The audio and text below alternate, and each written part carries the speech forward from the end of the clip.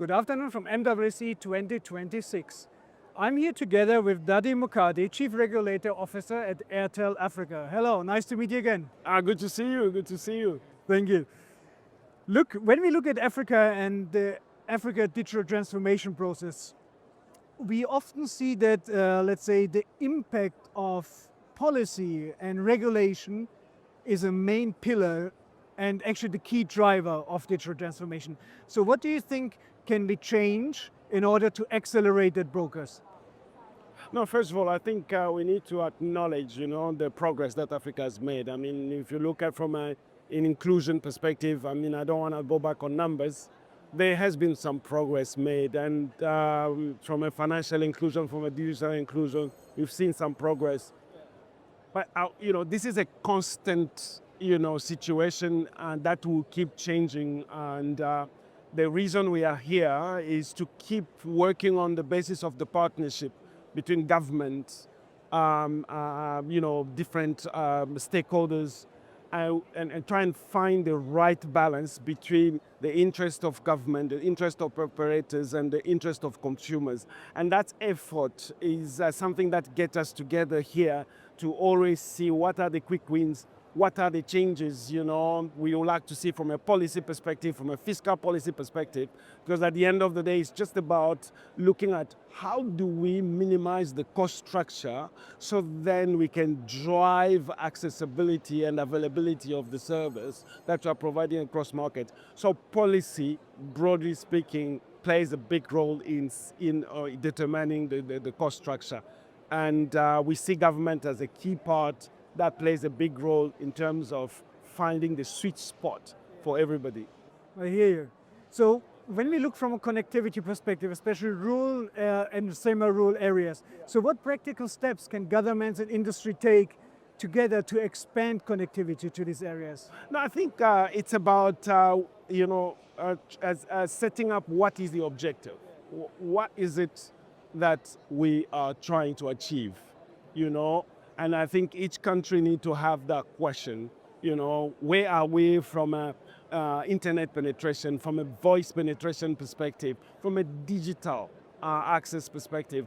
And then you set a bar to a place where you feel population will be covered adequately, and both, inclusions. I'm talking about GSM inclusion and digital inclusion and mobile inclusion. And then when you have that view in terms of where you want to get, then you then start looking at policy to say, how do I use the policy as an enabler to drive access? And I think when you start looking at policy as a tool to drive access, the perspective becomes different, because then you start giving the necessary incentives for the investors to keep providing the coverage, making sure the service is available, and making sure the device is available, make sure that people are able to basically use the service to the best they can. And so I think it's about what is the objective, where you want to get, how do you use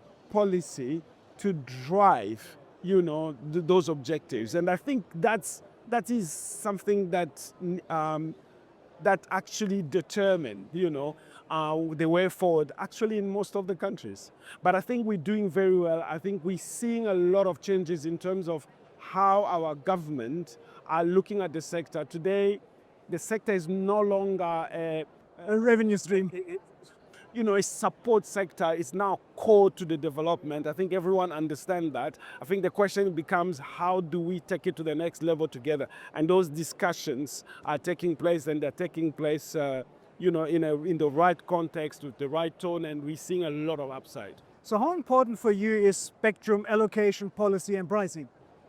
Spectrum is important, is essential, is vital for the mobile industry. And I think to the extent that it's dealt with in a transparent manner, backed by a fair process with the right pricing, I think that's very important. Again, I talked about this cost structure. A spectrum is a very, very important, resource that comes at a cost. The question is, remember when I talked about the objective, if that is very clear, then you will have to know how do you how do you address your spectrum policy to use it as a tool to drive access? So I think, I always try and remind a lot of people that actually this is a public service that needs to be regulated in the public interest. So every time you make a decision, in terms of setting up cost of spectrum, the processes, the level of transparency, etc., ask yourself one question. Am I regulating in the public interest? Are the policies that I have in place respond to the public interest requirement? You satisfy those public requirements are met, then you've made the right decision. Then I think I always like to stick to the principles, because the principles are the ones that drive the actions on a daily basis. So in your vast experience, if you look at policy and regulation, Africa needs a harmonization of those. They must go hand in hand. We must understand, we must have a cross-border engagement. So how close are we to achieve that? If we see ministers like in South Africa, Minister Malatsi, Ghana with Nate George, some very vital people in that role to understand technology as a driver. I think there is, this is a conversation that needs to take place. I'll just give you an example. If you look at the usage gap, across the sub-Saharan continent, the number says it's around 65%. So 65% of the people in the sub-Saharan region have coverage. The signal is there, but they are not using it. What is the problem? So the problem cuts across the entire sub-Saharan region, and I think it's an opportunity for the policymakers to start harmonizing, because harmonizations implies, driving the cost down. And I think there is an opportunity for policymakers to try and reach as many alignment as possible. Those alignments, I think, are good for the sector. And this is an area that we believe needs attention, need a lot more focus. And I think I'm seeing an increasing number of platforms where policymakers are sitting together trying to find the common way of looking at things. But this is still an area that requires a lot more work. And the fact that those conversations are already taking place is something that we feel is positive and to bear fruit at some point, to the extent where we expect. So we can remain optimistic? Yeah, we must remain optimistic. We have no choice, because every platform, where we sit at the global level, people refer to Africa as Africa.